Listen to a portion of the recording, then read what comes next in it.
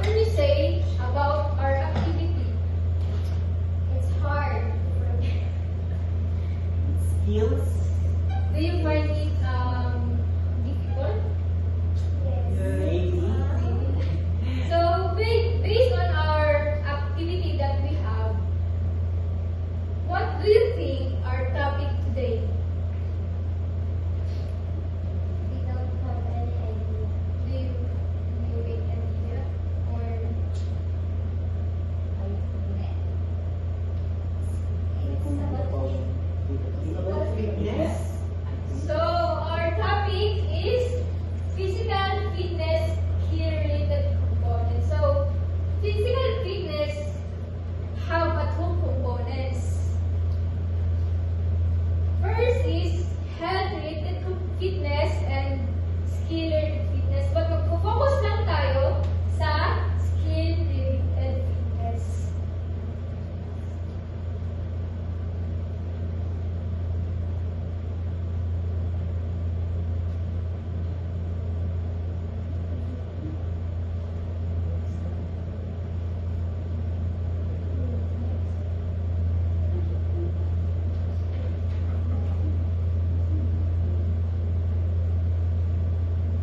So, what is physical fitness?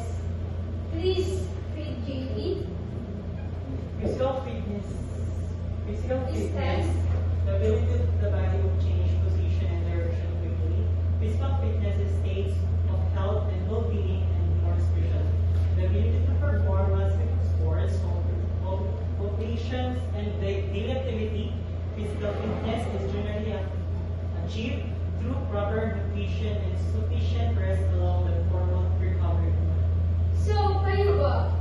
Physically fit ba kayo? Hindi po.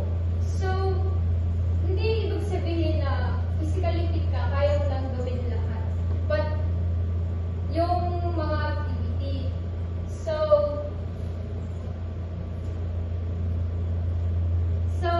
these are the 6 skill related fitness components of physical fitness. First is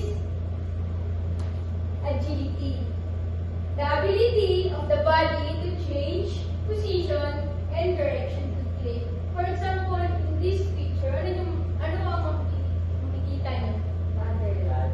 So, kasi nag-change siya ng other position na mabilis.